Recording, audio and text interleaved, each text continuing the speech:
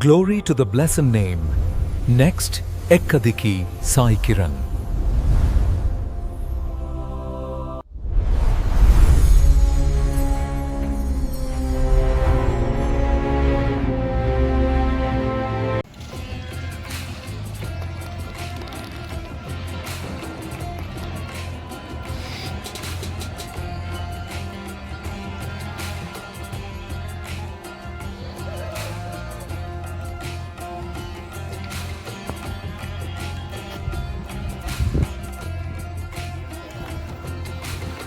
ఈరోజు ఏరువాక పున్నం అన్నమాట. అయితే ఈ కాల్వ బుగ్గలో ఇదిగోండి ఇలా ఇటుకలతోటి పొయ్యిలాగా చేసుకొని ఇక్కడ స్వామివారికి నైవేద్యం వండి సమర్పించడం జరుగుతుంది ఈ కాల్వ బుగ్గలో.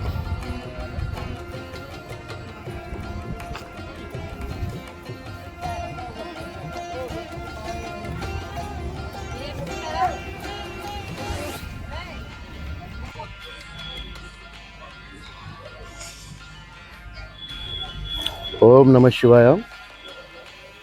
ఈరోజు ఏరువాక పున్నం అండి, మే 31. రాయలసీమలోని కాల్వ బుగ్గకు వచ్చాయన్నమాట. ఈ ఆలయంకి ఇంకొక పేరు ఏంటంటే శ్రీ భ్రమరాంబ బుగ్గరామేశ్వర స్వామి దేవస్థానం. ఇది కాల్వ బుగ్గ గ్రామం, ఓర్వకల్లు మండలం, కర్నూలు జిల్లా, ఆంధ్రప్రదేశ్ అండి. ఇది ఇక్కడ మీకు ఎన్నో విశేషాలతో కూడిన చరిత్ర నేను మీకు ఇప్పుడు చెప్పబోతున్నాను. ముందుగా మనము గుడి ప్రాంగణంలో చూసుకుంటే ఇలా ఉంటుంది. విశాలమైన ప్రదేశం ఇది. బయట మనకు వేప చెట్లు అయితే చాలా ఉంటాయండి ఇక్కడ. ఇక మనము ఈ చరిత్ర చూసుకుంటే శ్రీ భ్రమరాంబ బుగ్గరామేశ్వర స్వామి దేవస్థానం అనేది కాల్వబుగ్గ గ్రామం, ఓర్వకల్లు మండలం, కర్నూలు జిల్లా, ఆంధ్రప్రదేశ్. ఇక ఆలయ క్షేత్ర చరిత్ర ఇది. ఈ క్షేత్రం కర్నూలు జిల్లా, ఓర్వకల్లు మండలం, కర్నూలు పట్టణమున ఆగ్నేయ దిశగా కర్నూలు నంద్యాల జాతీయ రహదారి నంబర్ 18 నందు కర్నూలుకు సుమారు 30 కిలోమీటర్ దూరంలో చారిత్రాత్మకంగా ప్రసిద్ధి చెందిన శైవ క్షేత్రములలో పడమర దిశ ముఖంలో ఉన్న శివాలయములు విశిష్టమైనవి అన్నమాట. మనము వీటిని మీకు అర్థమయ్యే విధంగా నేను క్లియర్గా ఈ వీడియోలో చెప్పబోతున్నాను. ఇక మీరు చేయవలసిందంతా వీడియోని లైక్ చేసి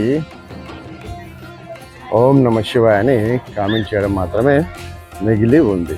అది విషయం. మీకు అన్ని చరిత్రకున్న, ఈ ప్రదేశానికి ఉన్న ప్రతి ఒక్క చరిత్ర మీకు ఈ వీడియోలో నేను చెప్పబోతున్నాను. ఓం నమ శివాయ.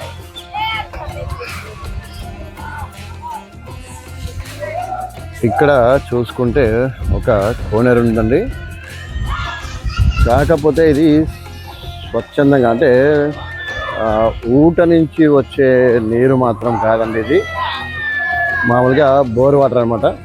ఇదిగోండి చూపిస్తాను చూడండి. అలా అక్కడ పై నుంచి వచ్చే నీరే ఇందులో స్టోర్ అయి ఉంటుంది అనమాట. ఇందులోనే ఇక్కడికి వచ్చే భక్తులు స్నానాలు చేసి ఆ శివలింగాన్ని దర్శించడం జరుగుతుంది. ఇది మనకు నడుము లోతు వరకే ఉంటుందండి. నీళ్ళు ఎక్కువ లోతు ఉండదు. ఈ నీళ్ళన్నీ కలిసేసి మనకు ఇదిగోండి ఇక్కడ నుంచి బయటికి వెళ్ళిపోతాయి అన్నమాట.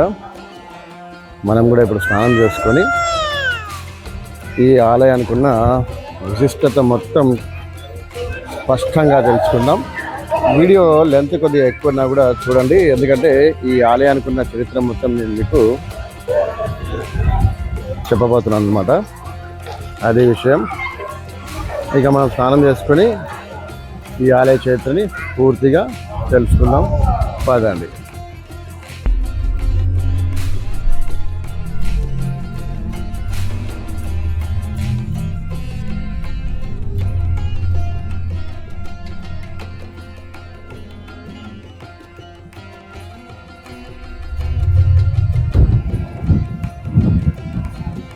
ఇప్పుడు మనము ఈ ఆలయ చరిత్ర పూర్తిగా ఈ వీడియోలో తెలుసుకోబోతున్నాం.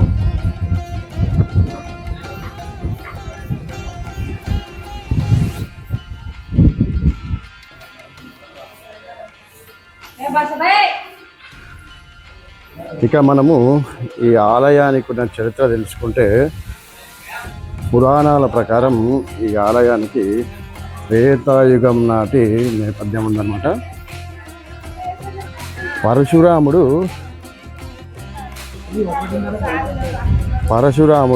తన తండ్రి ఆజ్ఞ ప్రకారం మాతృహాసనం అంటే తల్లిని చంపిన పాతకాన్ని మూట కట్టుకున్నాడు అనమాట. ఆ మాతృహత్య పాప నివృత్తి కోసం ఆయన భారతదేశంలోని ఎన్నో పవిత్ర పుణ్యక్షేత్రాలను దర్శిస్తూ నల్లమల కొండల చెంత ఉన్న ఈ ప్రాంతానికి చేరుకోవడం జరిగిందన్నమాట. అయితే ఇక్కడి అద్భుతమైన ప్రశాంతతకు, ప్రకృతి అందాలకు ముగ్ధుడైన పరశురాముడు తన పాప ప్రక్షాళన కోసం ఇక్కడ పంచలింగాలను అంటే 5 శివలింగాలను ప్రతిష్ఠించి ఘోర తపస్సు చేశాడంట పరశురాముడు.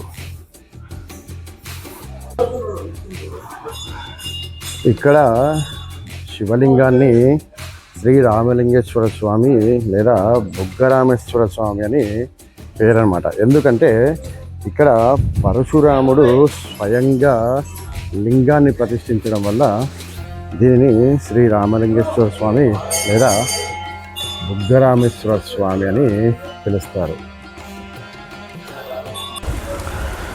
ఇక మనము ఈ ఆలయ వాస్తు శైలి ఇంకా ప్రత్యేకతల గురించి మాట్లాడుకుంటే, ఈ ఆలయాన్ని గమనిస్తే ముఖమండపం ఉంటుంది కదండి.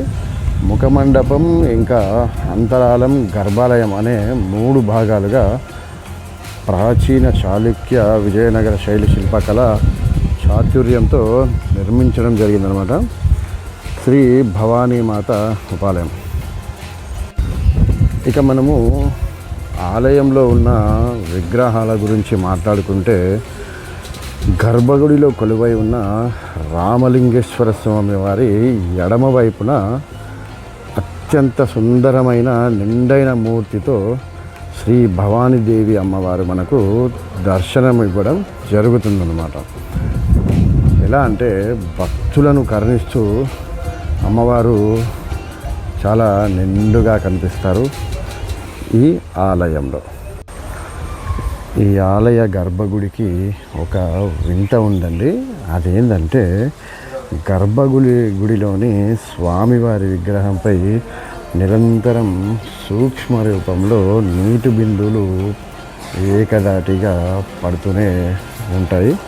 అది మీరు గర్భగుడిలోకి వెళ్ళినప్పుడు గమనించవచ్చు. అది ఈ గర్భగుడిలోని ఒక వింత. మనకు లోపలికి కెమెరాలు లేదు కాబట్టి మనం క్లియర్గా చూపించలేకపోతున్నామండి. ఇక మనము ఆలయాన్ని దర్శించే ముందు తెలుసుకోవాల్సింది, అసలు ఈ ప్రాంతానికి కాల్వ బుగ్గ అని పేరు ఎలా వచ్చింది. ఆలయం నుంచి కాస్త కుడివైపుకి వస్తే మనకు ఇక్కడ ఒక అత్యంత సుందరమైన అతి ప్రాచీన చరిత్ర కలిగిన ఒక కోనేరు ఉంటుందండి. కాల్వ బుగ్గకు ఆ పేరు రావడానికి ముఖ్య కారణమైన కోనేరు ఇదే. దీని విశిష్టత మీకు ఇప్పుడు చెప్తాను, రండి.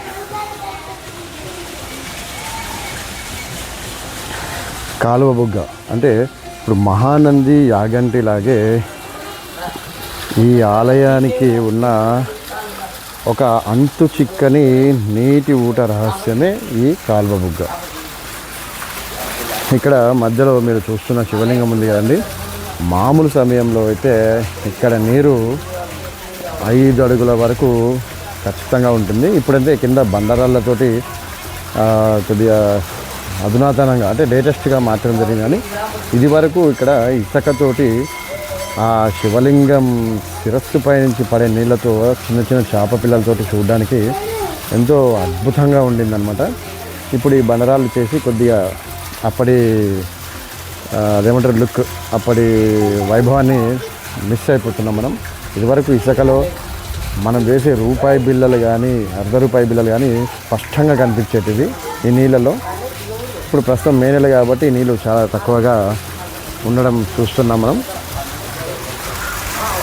మామూలు సమయంలో అయితే ఇక్కడ నీళ్ళు అది అద్భుతం అనుకోండి చూడడానికి. ఇక్కడ శివలింగం సరస్సు పై నుంచి నిత్యం నీరు ప్రవహిస్తూ ఒక పిల్ల కాలువలాగా ఇలా పక్కన ఉన్న గుండానికి చేరుకొని అక్కడి నుండి ఈ పిల్ల కాలువలాగా మనకు బాగా వెళ్ళడం జరుగుతుందన్నమాట. అందుకే ఈ క్షేత్రానికి కాలువ బుగ్గ అని పేరు వచ్చింది. బుగ్గ అంటే నీటి ఊట. అది చూడండి ఎంత పెద్ద కప్పనం. బుగ్గ అంటే నీటి ఊట, కాలువ అంటే ఇదిగోండి ఇలా నీరు ఒక పిల్ల కాలువలాగా వెళ్ళడాన్ని కాలువ అంటారు. అందుకే ఈ క్షేత్రానికి కాలువ బుగ్గ అనే పేరు వచ్చిందనమాట. ఇక మీకు ఇప్పుడు ఇంకొకటి చూస్తున్నట్టు అద్భుతాన్ని.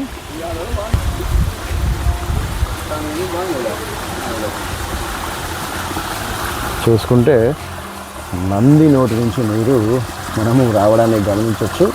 ఇది అవతల నుంచి అక్కడి నుంచి వచ్చే నీరు ఇక్కడి నుంచి వచ్చి ఇలా ప్రవహిస్తుంటుంది. ఇందులో కూడా చాలా క్రిస్టల్ క్లియర్గా ఉంటుందండి వాటర్. నీరు అనేది చాలా స్పష్టంగా మనకంటే కింద రూపాయి బిళ్ళలు కానీ ₹1 బిళ్ళలు ఏవైనా సరే నాణ్యాలు ఏ వేసినా కూడా స్పష్టంగా కనిపించడం మనము గమనించవచ్చు. ఇక్కడే భక్తులు స్నానాలు ఆచరించి ఆ శివలింగాన్ని దర్శించుకుంటారు. అదే విషయం, మీరు మామూలు సమయాల్లో వస్తే మటుకు ఇక్కడ నీటిని మీరు అస్సలు అదేమంటారు ఎక్స్పెక్ట్ చేయలేదు, అదే ఊహించుకోలేరు ఇంత అద్భుతంగా ఉంటుంది. ఎందుకంటే ఇదంతా మనకు ఫుల్గా నీళ్ళు వచ్చేస్తాయి. ఎస్పెషల్లీ మీకు ఇంకొకటి చెప్పాలండి, మామూలుగా వర్షాకాలం వచ్చినప్పుడు ఆ పైన తోటల నుంచి ఆ కొండరాల నుంచి వచ్చే మట్టి నీరు ఉంటుంది కదండి, అదంతా మురికి మురికి ఉండి కూడా ఇక్కడ వరకు వచ్చి ఈ నీటిని మాత్రం అస్సలు టచ్ చేయరు. మీరు గత వీడియోలో సోషల్ మీడియాలో చాలా వీడియోలు ఉంటాయి చూసుకోండి. మట్టి నీరు అంతా ఇక్కడే ఉంటుంది కానీ ఒక్క చుక్క నీరు కూడా ఇందులో కలిసి కలుషితం కావాలన్నమాట. ఈ నీళ్ళే స్పష్టంగా కనిపిస్తాయి. ఇక్కడ మట్టి నీరు, ఇక్కడ స్వచ్ఛమైన నీరు మీరు చూసుకోవచ్చు. ఎందుకంటే ఇక్కడి నుంచి వచ్చే నీళ్ళే కాదండి, పై నుంచి వచ్చే నీళ్ళు కూడా ఇందులో పడిన తర్వాత కూడా స్పష్టంగానే కనిపించడం జరుగుతుంది. అది ఈ ఆలయానికి ఉన్న అతి విశిష్టత. అది కప్ప చూడండి, ఎంత పెద్దగా ఉంది కానీ కప్ప.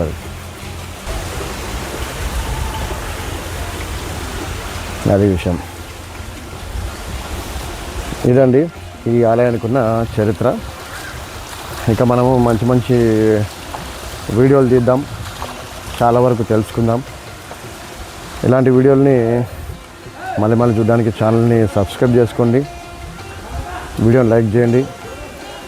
అదే విషయం, గుడిలోకి వెళ్ళడానికి చాలా ప్రయత్నం చేయడం జరిగింది కానీ అలౌట్ చేయలేదు గుడిలోకి. అదే విషయం. ఓం నమః శివాయ. హర హర మహాదేవ, శంభో శంకర.